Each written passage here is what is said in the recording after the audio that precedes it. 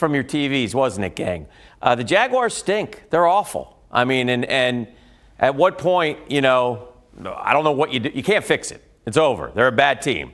They may not win another game. They're 1-5. I don't know what happened to the football team that started the year. Well, I do know. Everybody got tape and watched. The quarterback has regressed mightily.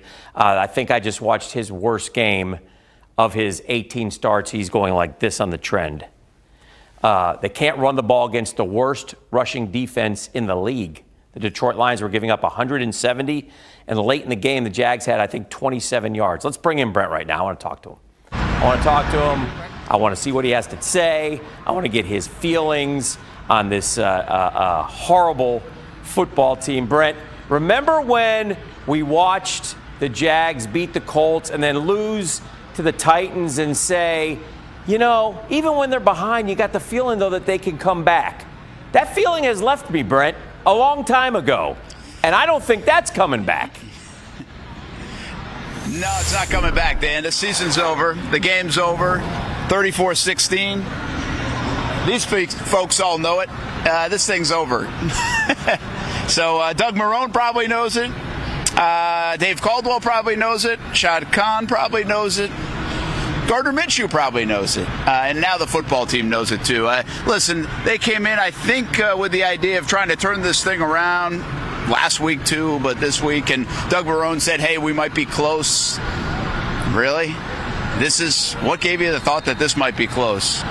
Gardner Minshew's regressing. He's not playing good quarterback at all for the Jacksonville Jaguars. I thought this was his worst game, or one of the worst games that we've seen. And he's had a couple, but this one just looked ugly. Pressing, can't make simple throws, and horrible interception as well. So, yeah, the Jaguars are done. Now it's on the march to 1-15. I hate to fall into that this early in the season. And everywhere I go in town, people are like, hey, it's all right. Just let them lose. Let them lose. Let them lose. You know what? It almost looks like they're trying, Dan. I don't even think you have to wish for it. Touch on the defense because it's become acceptable as to how bad they are. This is the fifth straight game, Brent, where we watch the defense give up 30-plus points, right? All 5 losses, by the way. And it got worse. Wilson re-aggravated the hammy. That's bad. Miles Jack, who you could tell wasn't 100%. He wasn't all over the field like he has been. Re-injured the ankle. They have no pass rush. I don't think they had a sack today. Josh Allen has missed his second straight week with a knee. It is a terrible defense. But what really frustrates me, and I'll put it in this perspective. Did you watch FSU, and it's college versus NFL, understand that game, but watch FSU play, right? And FSU had like 4 sacks in 3 games. And then last night against North Carolina, I mean, they played hard. They went after it. They sacked the quarterback. They got better. Teams can get better.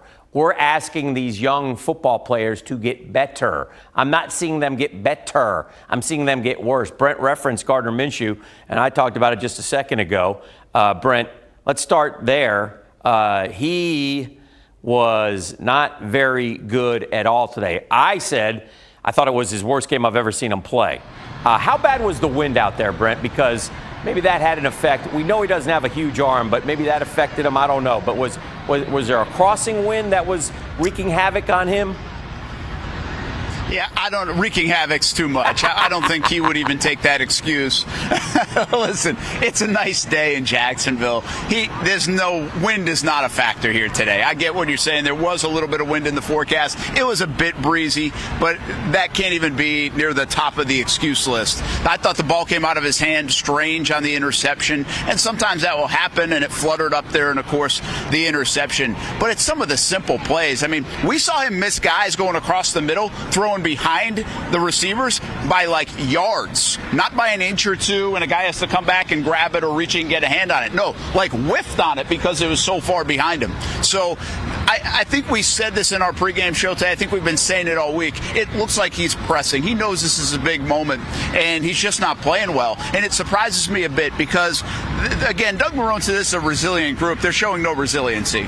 You know, they played hard at times in this game. I'm not faulting the effort. I'm not going to be that guy. But they're just not good. And on top of that, the resiliency isn't showing up. And I really think the same even for Minshew. It's interesting. He's gone a little bit in the tank here, and it's piling up. I didn't think that about him. That was a Blake Bortles quality that you didn't really like. And now we're seeing it a little bit with Minshew. I think he's wearing a lot of this week to week, play to play, series to series, and he can't snap out of it right now. When the Jaguars get anything going on offense, it appears to be just in the 2-minute garbage time or at the end of a half when they get in a little bit of a rhythm. And I really think Jay Gruden, I think Doug Marrone, I think everybody's just grasping at straws right now. The narrative around here for the last couple of weeks is, hey, you got to run the football more. You got to run the football more. So, of course, what does Detroit see probably that everybody in Jacksonville is saying? Hey, they're going to try to run the football more. Hey, we can't stop the run, so let's focus all week on stopping the run. We know they're going to try to run, and guess who won that battle? The Detroit Lions won that battle. So the Jaguars just keep reaching and just keep missing, and nothing is working at all. At times, the defense actually looks better than the offense, believe it or not. They just gave up 30 points or more for a fifth straight week, and I thought today, Dan, the defense actually looked better than the offense for the most part. Can I even say that? No, you can't, but you just did. So, yeah, they were both terrible. Again, it's so easy to pile on this team, Brent, and you hate to do it, but, management brought in a kicker who never attempted a kick in an NFL game or a college game, and guess what? He missed an easy field goal early on. And that makes you rethink the way you're going to do things. On fourth down, you're going for it when you're not good enough to make it, where maybe 3 points are going to help. I don't know, but that's another part of it. It's another part of the symptomatic sickness that is the Jacksonville Jaguars. This organization is just rife with disaster after disaster after disaster. I don't know. Listen, everybody told me these receivers, Laviska Shenault, Laviska Logo. We got Doug Marrone. We're going to listen in, Brent. I'll get back to him later. Let's listen in on the coach.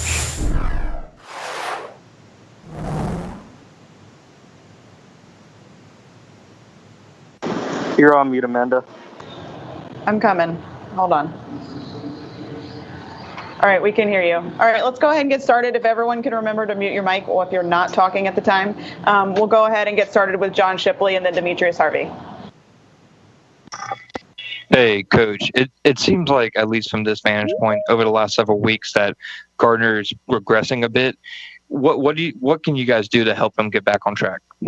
Well, we just got to start making some plays and run the football better. I mean, I think there's a lot of things that we can do for a lot of players that we've got to continue to take a look at. So, I think it's all a team effort, like I told the team. I mean, we all have to do a better job. So, we dug ourselves in this hole. We're not playing very well.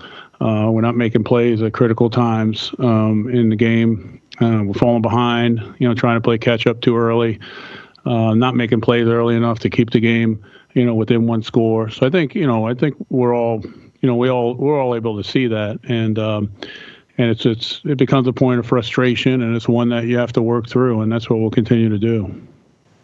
Thanks, Coach. Thanks, John. Let's go to Demetrius and then Mark Long. Hey, Coach, it seemed like your offensive line wasn't able to really get going that much today. The running game wasn't able to get going. What did you see from maybe the Lions or just your offensive line in general, and what attributed to that today? Well, I think, AJ gets hurt. We put someone in there. I just don't think we, did a good enough job, at that point. I think you got to give Detroit credit. I mean, they got, some big guys up front, played a bunch of guys in the box. They were playing a bunch of bear, which we knew going in that they had the ability to do.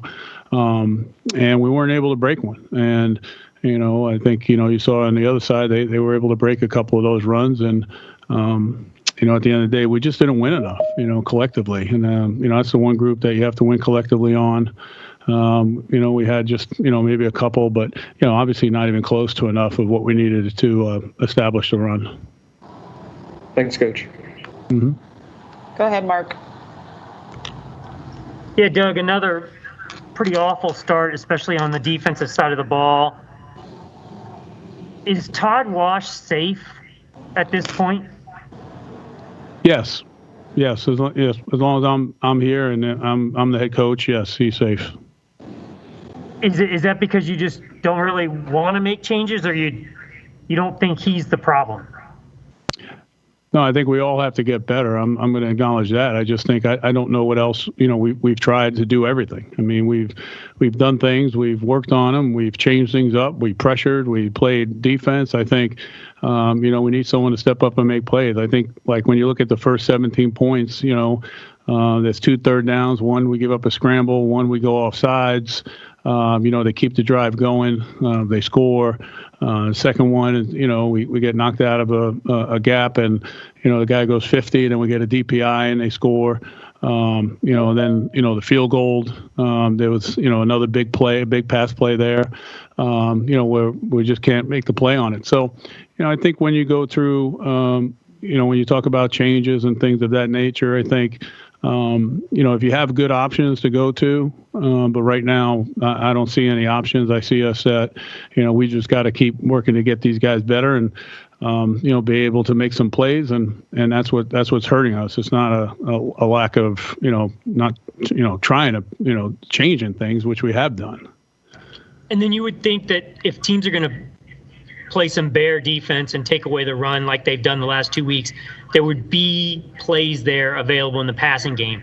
Are you guys just not hitting those?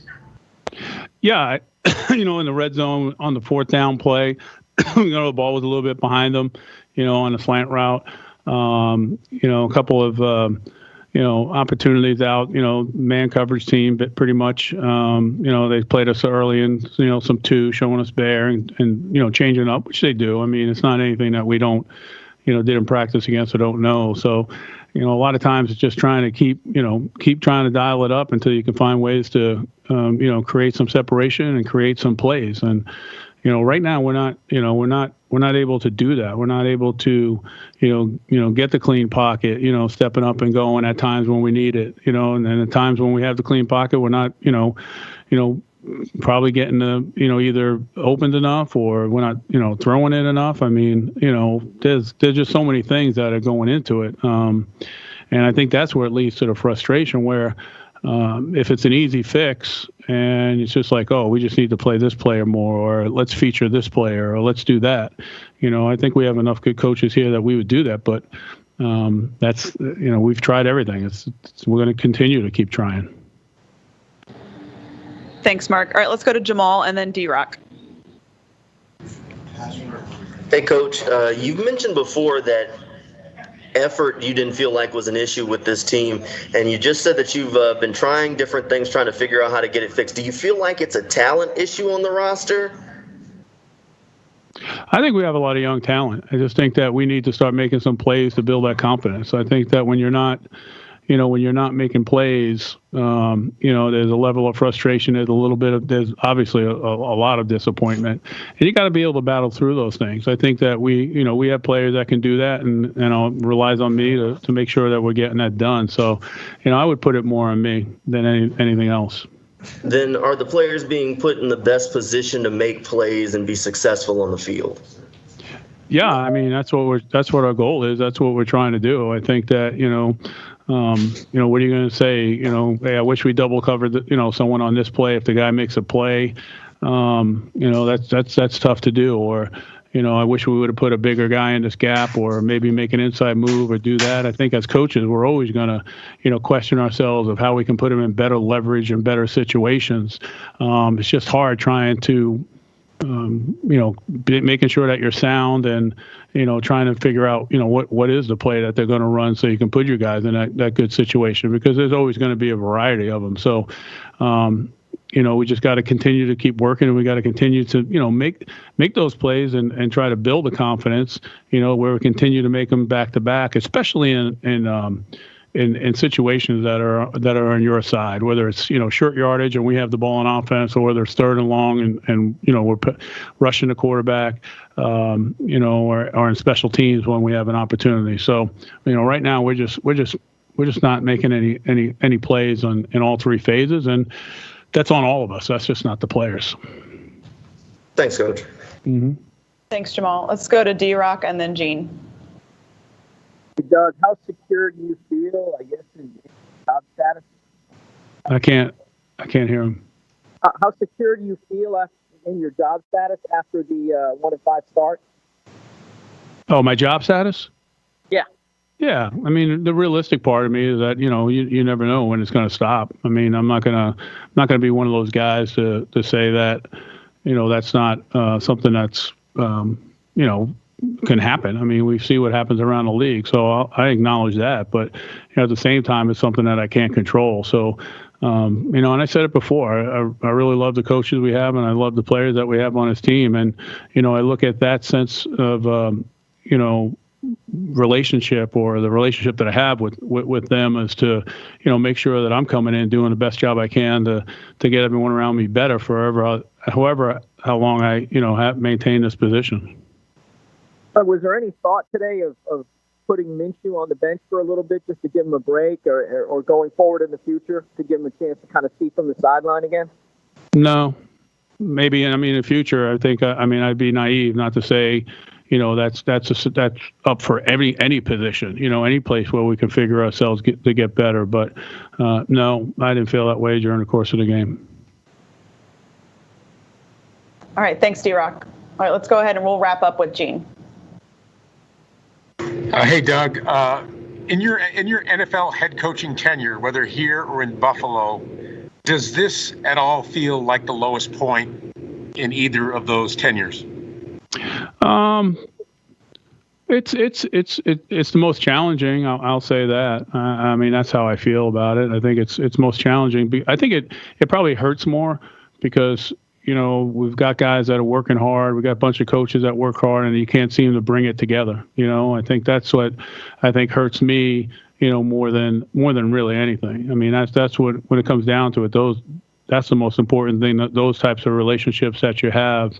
I think, if I look back and the challenges I've had, like in my whole career outside of coaching, no, this is not, anywhere near some of the challenges I've had in my life. And that's what I try to talk to the players about. I think that, we've all had these challenges that, all of us, there's 100%. There's someone that has a story where they've had to come back from something that was tough. So, we've dug ourselves in this hole, and, we've got to fight our way and just keep fighting. And, we can't, whatever happens with the chips, whichever way they go, whatever side of the table, hopefully we can win enough that we can, gather those chips up.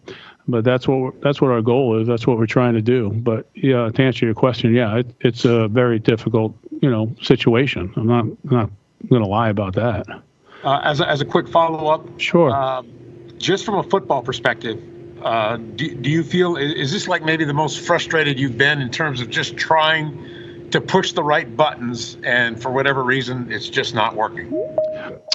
Yeah, I don't, I want to make sure I'm clear on this. It's the biggest disappointment I have in myself, is a better way to say it. You know what I'm saying, Gene? In other words, I don't want to make it like, oh, I'm just frustrated and I'm throwing shit and I'm pulling out my hair. And I'm just so disappointed that feeling, or whatever it is in your gut that people have, there's a hole there for me. And because, in my past, I've been able to pull through some things and pull people up and get people to perform.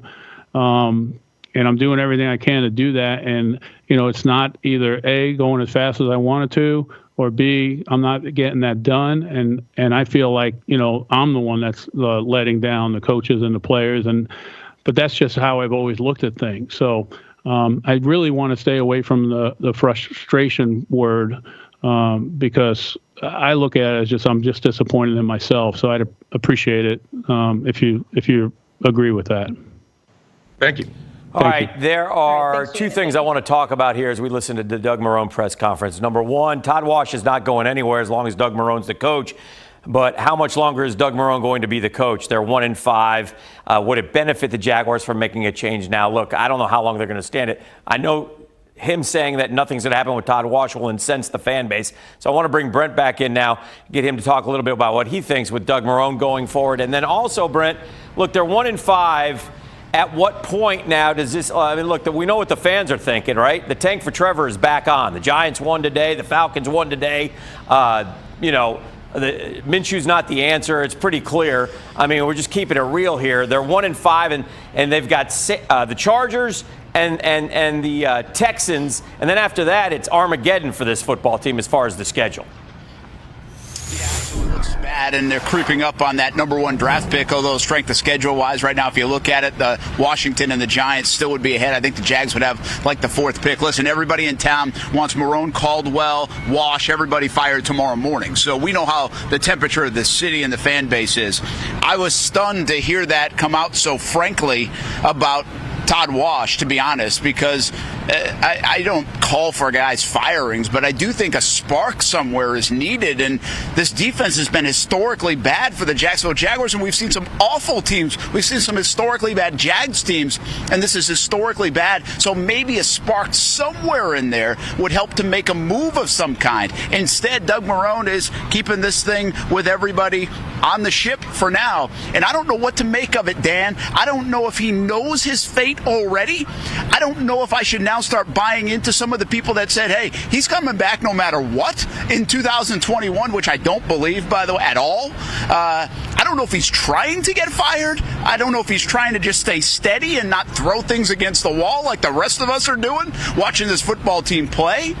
I don't know what to make out of his tone and temperament here, because he's almost too steady in this part. I mean, they're 1-5, Dan.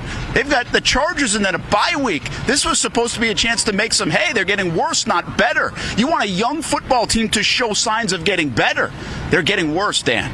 Yeah, they are. And the bye week, by the way, is coming. Oftentimes, that's when somebody might make a change, but we shall see at 1-5. And we also talked a little bit about the schedule. Look, we mentioned the 2 teams, and then, like I said, after that, Brent, you'll be hard-pressed to find any opportunity. And I'm not saying they're going to I don't expect them to beat the Chargers. I don't expect them to beat the Texans. They already lost to the Texans, who lost a very close game to the Titans today, by the way. So those are the next 2, and then after that, you know, you're dealing with teams like the Pittsburgh Steelers and the Baltimore Ravens and the Cleveland Browns, and the Vikings are no good, and they're playing poorly. But, you know, the whole fan base now is, we had talked about if they don't make any hay early on when the schedule is favorable, then what? Well, then what is here is what I'm trying to tell you. And the answer to then what is, go ahead and lose them all. I don't care. I want them to be 1-15. I want them to tank for Trevor. I want them to get a quarterback. I mean, that's where we are. Yeah, absolutely. That's where we are. That's where this fan base, by the way, has been for a little bit. I had more belief in Minshew, and it doesn't look like it's trending in the right direction. I didn't have a lot of belief in Marrone and Caldwell and everybody else to get this turnaround and have a great season. I think they will hit the reset button in 2021, but now you got to wonder, when will it come? And owner Shad Khan, we've been through this before, Dan, right? We've done this dance, whether it was Gus Bradley's 3rd year, then when he did get fired, Doug Marrone last year, go back to Del Rio and Malarkey. Well, not Del Rio for Shad Khan, but we've done this dance before with Shad Khan, and he is pretty adamant and pretty consistent about 2 things. One, he says it doesn't do you any good to fire your head coach in the middle of the season or early in the season. I don't think he's a believer in that. Could he make an exception? Certainly, because there's another thing about Shad Khan that he's been throughout his ownership here at the Jacksonville Jaguars, and that is very unpredictable. A lot of people wanted Gus Bradley gone after 3 years. He kept him for a 4th year. Dave Caldwell comes back with a new regime. Doug Marrone, Dave Caldwell come back this year when a lot of people thought they might pull the trigger on that last year. So he's unpredictable, but I don't see a move coming in the next couple of weeks on Doug Marrone, because it would be a little bit against what Shad Khan believes in, or at least he's told us he believes in the past. Say this, and look, I'm not trying to be,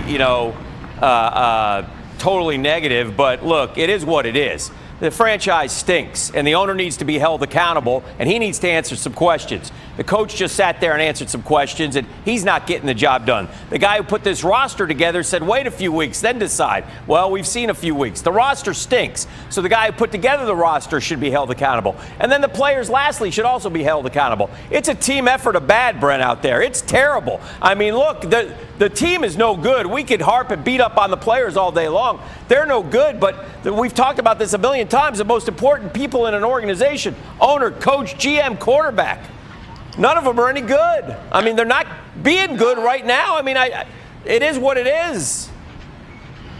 Dan, on top of that, they're not good because the record says they're not good, and you can't say it any other way, even me who likes to be positive about this team. And I think on top of being not good is there's no trend to potentially being good. There's no wave going forward. Instead, this is coming backwards. And the one hope you have with this team is maybe Minshew, right? Maybe some of these young guys, these 16 undrafted rookies, undrafted and drafted, they show some promise this year. So then when you maybe reset the button at coach and GM and quarterback even, you add some more pieces, you have a lot of money, and bam, in 2021, 2022, you start to take off. Well, we're not even seeing some of that. We're not even sure there's foundational pieces right here. I thought the offensive line stunk today. I don't think any of the guys that were high on, even DJ Chark, catch that football. That was the best throw Minshew's made in a month. James Robinson's tailed off a little bit. You know, some of these guys, CJ Henderson still, Miles Jack, hardly noticed them today. You know, so even those guys that we think might be the core foundation of whatever is to come down the road, I don't even think they're doing that much in the last few weeks. And that's a critical point that you just made, because what we have always said is, look, it's not as bad as it was at the beginning of Khan's tenure. It's not as bad as 2-14. There's a lot. Well, who's making those picks in next March? We're tired of waiting for the picks, and we're tired of picking the wrong guys. And we sat there, we had 12 draft picks, right? 12 draft picks, and they're all going to help, and they all got to contribute. They're all going to be big-time players. Who's doing what? Has Chason made a play yet? I mean, C.J. Henderson sat out last week. He had a nice tackle at the line of scrimmage today. That sticks in my head. Other than that, big deal. You heard Marone say, you know who went in for A.J. Cann, right? And the offensive line went to pieces. So we know that. It's another draft pick. The second-round guy, you know, everybody tells me he's a playmaker, had 3 catches for 10 yards and a run for a yard. That's 11 total yards, Brent. I mean, so where is it? I mean, 12 guys, 12 young guys, they're not getting better is what I'm saying. I understand slow starts, but we got to get better. We got to get better. Each week we got to start putting things together, and they're not doing it. So it's not just, it's the guy who picks them, it's the guy who coaches them, and it's the guy who pays them. And those 3 guys got to start taking a long look in the mirror here and figure some stuff out, because this team is, quite frankly, a laughingstock, Brent Martineau. Yeah, they really are. Listen, Dan, I mean, there's the cold, hard facts of this is they don't look like an NFL team out there. There are several plays that and I really don't like disrespecting. Those guys they're talented players in their own right.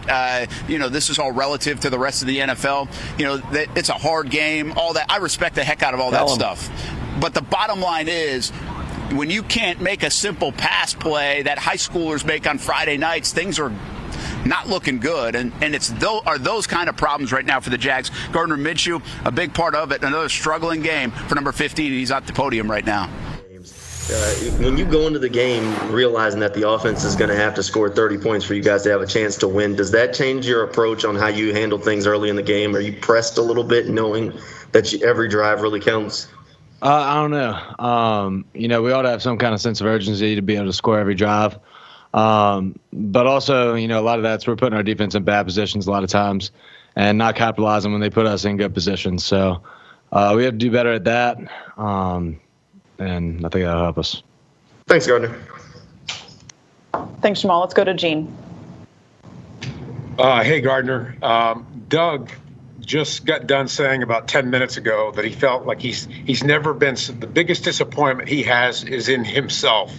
And I'm just wondering, as a player, regardless of whether you're the quarterback or any position, how does that make you feel, knowing that, you know, responsibility for this falls on everybody, not just one person? Yeah, no, we all love playing for a coach that, you know, is going to take accountability and he's going to stand kind of on the front lines there with us. But we all know, like, we all have to do better. There's not a guy out there dressing that, you know, can't do a better job. So at the end of the day, we all have to, you know, raise our game up a little bit, and that'll get us where we want to go. Thanks. Thanks, Gene. All right, let's go over to Alex Fleming. Hey, Gardner, how you doing? Alex Fleming, Florida Sun Review. Detroit controlled the tempo with 180 yards rushing. Whenever you got back on offense, was it the front seven that frustrated you or the experience of the Detroit secondary? They're a very good defense, very well coached. I'd say that's one thing that stands out. They did a good job mixing their blitzes, mixing their coverage. We never really got settled in, didn't feel like. And we just have to do a better job starting fast to where we get in that rhythm a little sooner. All right. Thanks, Alex. Let's go to John Shipley and then Mark Long. Hey, Gardner, can you remember a game that at least that you've played that was maybe as frustrating, at least as is just when looking at some of the turnovers and missed opportunities? Yeah, I don't know. It's hard to think off the top of the head, but anytime you play a game like that, and you really just walk away feeling that you beat yourself. That's super frustrating. And we talk about a disciplined team doesn't beat themselves. We feel like we beat ourselves today, and just can't do that. When you play well in a certain Thanks, Gardner. road venue, do you find that you kind of continue that? This is just a reminder that if your microphone is on, we can't hear the person speaking. So let's finish up with Mark Long. Hey, Gardner, can you just give me an idea of where the frustration level is for you guys offensively, for the team in general as a whole? Yeah, no, we're frustrated, man. There's not a guy on this team that, likes losing or even wants to tolerate losing. But we're definitely frustrated. We keep, this kind of feels like the same story each week. We're trying to, all right, what's our solution? What's our solution? We gotta start finding it. And I think the urgency right now should be at an all-time high. But that being said, I believe that we have the guys in our building to do it. So we're just gonna have to come back together. I know y'all are sick of hearing it, but come back together, have a good week of practice, and just get ready to win one game at a time. All right. Thanks, Mark. And thanks, Gardner. Yep. I mean, he's right, and it sounds like a broken record too, and that's the bottom line with Gardner Minshew, who, you got to feel for the kid. I mean, he's chasing a dream. He wants to be a professional starting NFL quarterback, and he's got his opportunity, but doesn't have a lot to work with. But he's just not. The arm is just not there. It just doesn't seem like. Let's be honest, the strength isn't there. And whenever you look at responses on Twitter, on the tag boards, whatever, all we see are pictures and pictures of Trevor Lawrence. Let's get a couple quick mentions from Joe Schobert. He had an interception today. And then, Brent, we'll wrap it up with your final thoughts. Let's listen in on Joe Schobert. Yeah.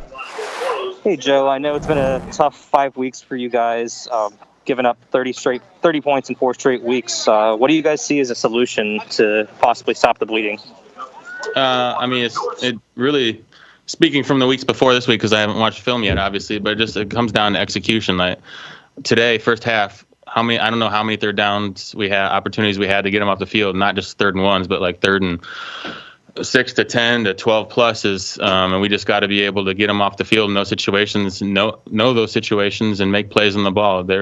Matthew Stafford, they were going down the field, trying to isolate people, and we were in position a lot of times. We just got to be able to make plays and get off the field. And then one follow-up, how bad do untimely penalties hurt this team? I mean, you can point out some of the penalties today that obviously hurt, and that's just something that you have to be able to limit in football. We're a young team. You got to learn from these mistakes and execute it fast. So the NFL is a rough league. If you make those kind of mistakes over and over again, you got to be able to turn it around and learn from your mistakes and not do it again. I know I trust the guys on defense, the guys, their will and their want to. I know they're going to do their best to be able to correct that, and I'm looking forward to seeing how the guys just keep on building, keep on going. Thanks, Dustin. All right, Thank you, Joe. Appreciate let's go to Cassidy and then John Shipley.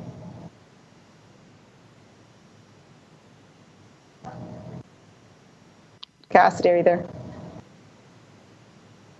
Sorry. Okay, we can hear you now. Oh, okay, sorry. Go ahead. Now we can't hear you. It's a game. Now you can hear me. Okay.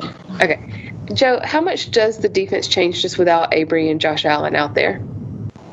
Yeah, those are two guys. Obviously, Avery's been here, I think, the longest tenured guy on defense, and his leadership, not just in the defensive line room, but for the whole defense, is sorely missed when he's not there. But NFL's next man up mentality, and you got to have the guys who come in be stepping up and making the plays that Avery would be making if he was in there. And obviously Josh is one of a kind guy coming off the edge. So it always hurts not to have him, but I think we still got talent coming off the edge. We still got guys who can do their jobs, and I got full faith in those. But obviously when you have Avery and Josh missing, you're missing something on your defense, and you're just looking to replace it. Listen, I've heard enough. That's Joe Schobert, Jaguars middle linebacker. I'll say this about Joe Schobert, by the way. Brent, I want to bring you back in and get some final thoughts for you. I thought he was flying around today. I thought Joe Schobert had his best game as a Jaguar, quite frankly. I saw him, cut down a receiver, great hustle, make tackles, wrap up, get up at the line. He was active. I liked how Joe Schobert played today. So there's one tiny, tiny, small piece of positivity and an otherwise dreary day. And Brent, we have, get this now, right, at 1-5, 10 more Sundays of this. Yeah, this is fantastic. Maybe they can get 15 weeks in a row of 30 points or more on defense. You know what's interesting about the 34 points, Dan? They gave up 400 yards of total offense, which these days doesn't even seem like that much. Detroit was 3 of 12 on third downs. Schobert was talking about that, but 3 of 12 gave up some big plays, had some big timely, untimely penalties, and they actually did a decent job when Minshew turned the football over. So they just, whatever. Why am I even talking anything positive? That's all I can come up with. The defense stinks. The offense stinks. The special team stinks. Hopefully Josh Lambo comes back and soon, because Stuart Weber's up next for the kicking game of the Jacksonville Jaguars. It's a mess in Jacksonville. I hate to always say this is the worst it's ever been. It's not. I mean, it's been 2013, 2012. Heck, 2018 was miserable for a 9-week stretch with a heck of a lot more talent that is here right now. So we've done this before, Dan, and I guess we're going to have to get through it. Hopefully it lands the Jags in a pretty good position sometime down the road. It will turn around someday. I believe in that. Brent, I just don't know when, Dan Hicken. Brent, I hate to interrupt. Before we go, could you call Stuart Weber over and put him next to you on camera for just a second? Could you call him in? This is Stuart Weber. No, just bring him in. I want the viewers to know something as you two stand there. Yeah, there they are, Jacksonville. The two dunderheads who picked the Jags to win today. You got some explaining. Yeah, you got some explaining to do tonight on primetime. These two clowns picked the Jags to win today. Sorry, Brett. I picked the Eagles as well, and they almost came back and won. Love you, man. Appreciate it. We'll see you back tonight for Action Sports. Who would have thought? Who would have thought I had a better chance of the Eagles beating the Ravens than the Jags beating the Lions? Yeah, good point. Good point. My goodness gracious. All right, well, where do we go from here? Jacksonville, we'll try to figure that out tonight on Action Sports. Jags Prime Time is coming up 10:30 on Fox 30, 11:30 on CBS 47. Lots of coverage on what we witnessed today at the bank. And Jags go back on the road next week to the San Diego Chargers of Los Angeles. So we'll see what happens out there. They always seem to fare well when they go out west, don't they? Thanks for watching the Postgame Show. For Brent, Stuart, Marcel, peace out. It's the best local sports show in Jacksonville. Thanks for watching the Action Sports Jax Postgame Show, sponsored by Anajar and Levine Accident Attorneys.